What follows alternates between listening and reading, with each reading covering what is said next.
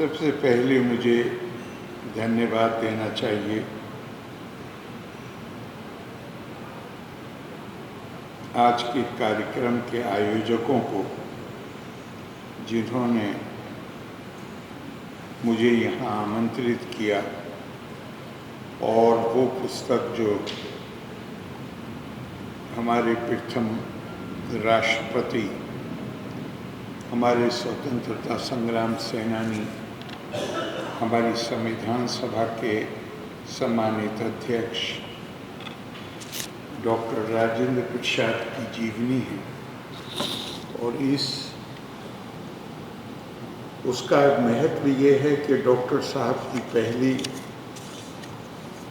वो पुस्तक जो उनके जीवन पर लिखी गई वो शायद केवल 1946 तक का घटनाक्रम है और ये इस पुस्तक में बहुत सी अनकही या वो बातें उनके जीवन से संबंधित जो हम लोगों को मालूम नहीं है और उनके राष्ट्रपति भवन छोड़ने के बाद पटना आने के बाद से लेकर उनकी मृत्यु तक उस सारे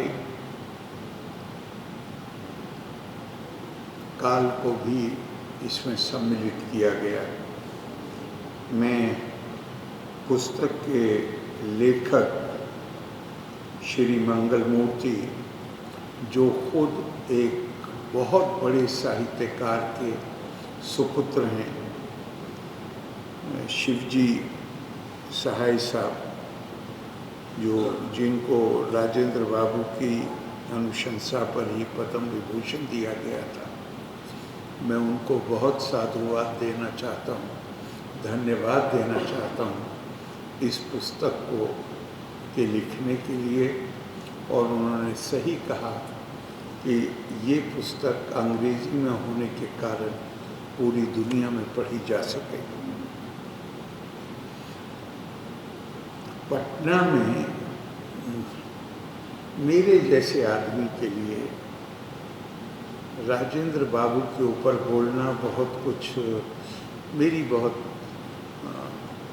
मेरा ज्ञान इस बारे में बहुत सीमित है।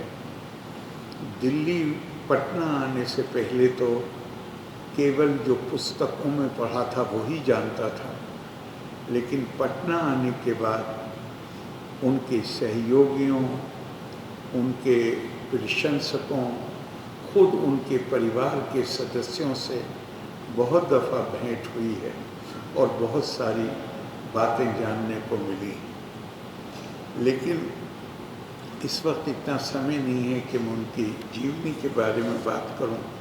वो किस चीज़ का प्रतिनिधित्व करते थे, किस चीज़ का प्रतीक बन गए थे, मैं उसके बारे में बात करना चाहूँ।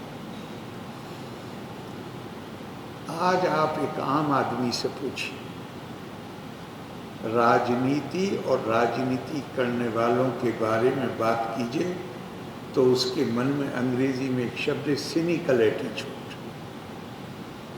वो आपको बिल्कुल साफ तौर पर नज़र आता है। राजनीति का मतलब हो गया है प्रपंच, राजनीति का मतलब हो गया है पाखंड, राजनीति का पर्याय बन गया है भ्रष्टाचार, राजनीति का पर्याय बन गया है अपने लिए सत्ता और शक्ति को केंद्रित, अपने फायदे के लिए उसको प्राप्त करना, केंद्रित करना। डॉक्टर राजेंद्र प्रसाद जी, और वो अकेले नहीं, वो तमाम लोग जो महात्मा गांधी, डॉक्टर राजेंद्र प्रसाद जैसे नेताओं के नेतृत्व में देश की आज़ादी की लड़ाई लड़ रहे थे, उनमें से कितने लोगों को ये विश्वास था कि हम अपनी ज़िंदगी में आज़ादी का सूरज देख पाएंगे? तो निस्वार्थ भाव से लड़ाई लड़ रहे थे।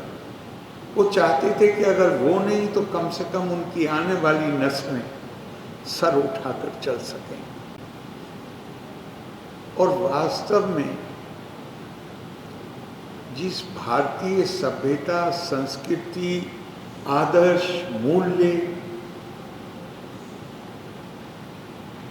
जो हमें जो परिलक्षित होते हैं डॉक्टर राजेंद्र प्रसाद और उनके जैसे लोगों की ज़िंदगी में, उसमें राजनीति, ये सब राजनीति की कल्पना ये नहीं थी जो आज बदकिस्मती से लोगों के दिमाग में बैठ गई। उसमें तो राजनीति को परिभाषित किया गया है, सर्वे त्यागा राजधर्मेषु दृष्टा, सर्वे दीक्षा राजधर्मेषु युक्ता, सर्वे विद्या राजधर्मेषु चोक्ता, सर्वे लोका राजधर्मेषु प्रविष्टा।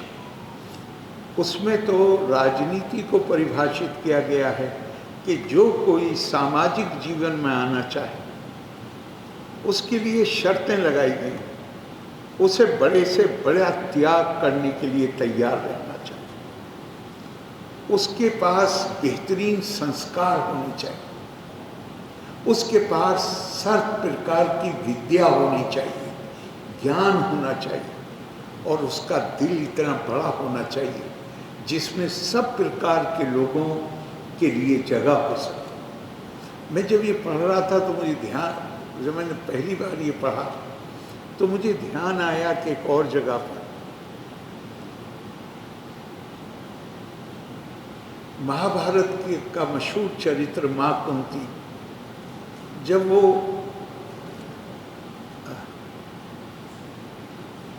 गंधारी और उनके पति का नाम क्या, राजा का नाम क्या, धृतराष्ट्र, जब धृतराष्ट्र और गंधारी ने फैसला किया कि अब हमें वानप्रस्थ लेना चाहिए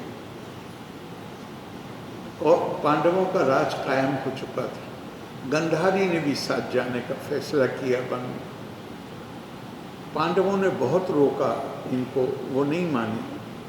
कुछ दूर चले, जब वो जाने लगे तो उनको रुखसत करने के लिए गए और कुछ दूर पहुंचकर माँ कुंती ने रोका सब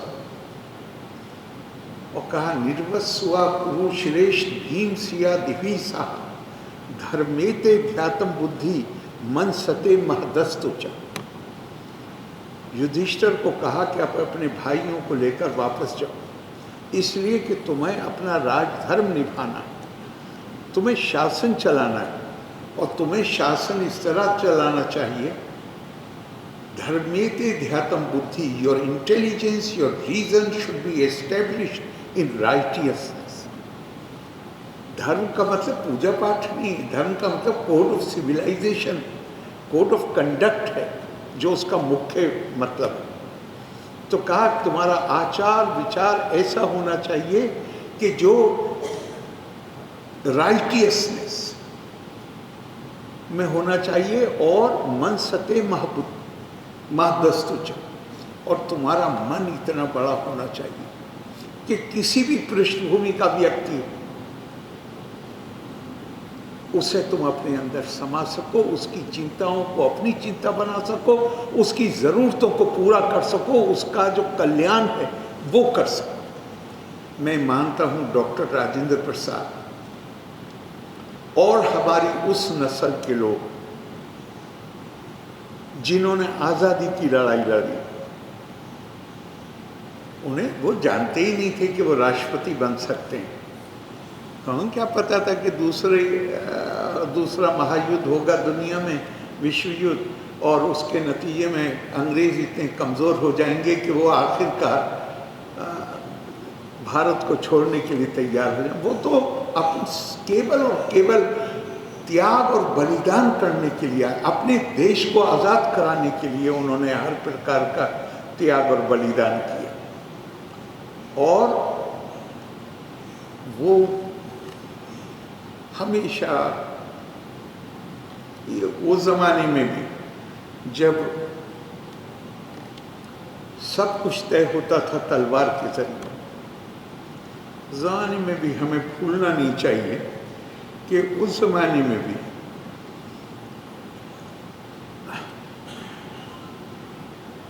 जो लोगों के पास ज्ञान, तलवार के साथ ज्ञान होता था, नेतृत्व तो वही करते थे। और डॉक्टर राजेंद्र प्रसाद तो जितना भी उनके बारे में पढ़िए, लगता है कि वो ज्ञान का भंडार था। और इसमें एक और मुझे बहुत महत्वपूर्ण बात लगती है, जो भारतीय परिकल्पनाओं की बहुत ही सशक्त अभिव्यक्ति श्रीमद् भगवत गीता में आता है। ये दुनिया में हम कर्म किए बगैर तो जिंदा नहीं रह सकते। हर आदमी को कर्म करना पड़ता है। कुछ भी छोड़ दीजिए, अपनी ही जीविका कमानी पड़ती है, अपने बच्चों को पालना होता, अपने परिवार को, बच्चों को पालना होता। तो भगवान कृष्ण अर्जुन से कहते हैं, सक्ता कर्मणि अभिद्वांसा यथा कुर्वन्ति भारत, कुर्यात विद्वान तथा असक्ता चिकीर्षु लोका संग्रह। काम तो सबको करना है, खाली बैठ नहीं सकता इंसान। लेकिन अविद्वांसा, अज्ञानी पुरुष जो हैं, वो खूब जी तोड़ मेहनत करते हैं, लेकिन उनका प्रेरणा का स्रोत क्या होता है? उनका स्वार्थ, उनका अपना फायदा, उनकी अपनी इच्छाओं की पूर्ति। उससे प्रेरित होकर, उससे अनुप्राणित होकर वो खूब काम करते हैं, मेहनत करते हैं, खून पसीना एक करते हैं। लेकिन ज्ञानी में और अज्ञानी में क्या फर्क है? ये अज्ञानी करता है, ज्ञानी भी को भी उसी तरह मेहनत करनी चाहिए जिस तरह वो व्यक्ति करता है, जिसके ऊपर जुनून है कि मुझे अपनी महत्वाकांक्षा, अपनी इच्छा की पूर्ति कर। तो कहती हैं ज्ञानी को भी उसी मेहनत से काम करना चाहिए, लेकिन उसकी प्रेरणा का स्रोत उसका स्वार्थ या उसकी अपनी निजी इच्छाएं नहीं हो सकती। उसकी प्रेरणा का स्रोत क्या है? चिकीर्षु, डिजायरिंग लोका संग्रहम, welfare of the world, welfare of the mankind. उसे लोक कल्याण के लिए, विश्व कल्याण के लिए उतनी ही मेहनत से काम करना चाहिए जितनी मेहनत से एक अज्ञानी पुरुष अपनी निजी इच्छाओं की पूर्ति के लिए कार्य करता है। हमें अपने इन महापुरुषों में ऐसे लगता है जैसे ये गीता की इस शिक्षा की प्रतिमूर्ति थी। उनकी निजी इच्छा कोई हैसियत नहीं रखती थी, वो उनके लिए कोई माने ही नहीं रखती थी। उनकी इच्छा एक ही थी, लोक का संग्रह, लोगों का कल्याण। तो और उसे बहुत ही खूबसूरत, आप लोगों ने यहाँ तो बहुत ज्ञानी लोग हैं, पढ़ा होगा, एक लाहौर के ख्वाजा दिल मोहम्मद थे। उन्होंने गीता का अनुवाद उर्दू में किया था। उन्होंने उसको बड़ी खूबसूरत अभिव्यक्ति दी है। उन्होंने कहा है, जिस तरह नादान अमल में मगन, उन्हें अपने भले की लगी है लगन, हो वैसे ही दाना की कोशिश और काम, रहे जिससे कायम फलाह, खैरो फलाह का निता। तो ये हमारी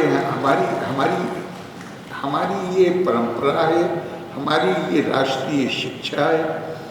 और एक और मुझे याद आता है, वो कह के अपनी बात खत्म करूंगा, क्योंकि मैंने पहले ही कहा कि मैं उनके जीवन के कम पे कम और वो किन चीज़ों से प्रेरित होकर उन्होंने अपना पूरा जीवन राष्ट्र के लिए, इस देश के लोगों के लिए समर्पित कर दिया, मुझे उसमें ज़्यादा दिलचस्पी। तो एक जगह उपनिषद में आता है, विवेकी सर्वदा मुक्ता कुर्वतो नास्ति कर्तिर्ता आलेपा वादम आश्रित्य श्री कृष्णा जनको यथा। यूरोप से एक कहावत आती है, या एक मैगजीन आती है, फिलोसफर किंग। जो सोचने वाले हैं, चिंतक हैं, थिंकर्स हैं, उनको क्रियावान भी होना चाहिए। केवल अकेले चिंतक बनने से दुनिया की समस्याएं समस्याओं का समाधान नहीं होता। तो किसी ने एक बार डॉक्टर राधा कृष्णन को, एक वाइस चांसलर ने एक यूनिवर्सिटी के, उन्हें ये संज्ञा दी, कहा कि इनकी मिसाल जो ग्रीक थॉट में कहा गया है फिलोसफर किंग, तो he can be described as philosopher. उन्होंने कहा कि आप वाइस चांसलर हैं, ये ग्रीक थॉट में ही अकेले नहीं कहा गया है, भारत में उससे पहले कहा गया। और हमें इसकी जानकारी होना चाहिए कि हमारे यहाँ ये कल्पना यूरोप से पहले से मौजूद है कि जो दार्शनिक हैं, जो चिंतक हैं, उनको क्रियावान होना चाहिए। और इसको इस हद तक कहा गया है कि आत्मरति आत्मक्रीड़ा क्रियावान ऐशा ब्रह्मा विदा वरिष्ठ। वो जो सोचते हैं और अपने कर्म में प्रवीण हैं, ऐसे लोग ही आत्मज्ञानी हैं, ब्रह्म ज्ञानी हैं, और वो ब्रह्म ज्ञानियों में उच्चतम स्थान पर बैठते हैं। और फिर इसकी और पुष्टि करने के लिए कहा गया, कर्मणि वियज्यते प्रज्ञा। जो प्रज्ञा है, बुद्धिमत्ता है, वो कर्म के जरिए ही अभिव्यक्त होती। तो डॉक्टर राजेंद्र प्रसाद ऐसे कर्मयोगी पुरुष थे। मैं उनकी स्मृति को शत शत नमन करता हूँ, श्रद्धा सुमन अर्पित करता हूँ। और एक बार फिर डॉक्टर साहब आपको धन्यवाद देता हूँ कि आपने इस महापुरुष की वो हिस्सा जो जीवनी के बाहर रह गया था, आपने इस किताब के माध्यम से उनकी समग्र जीवनी को एक लिपिबद्ध कर दिया। लोका समस्ता सुखिनो भवन्तु। धन्यवाद। जय हिंद।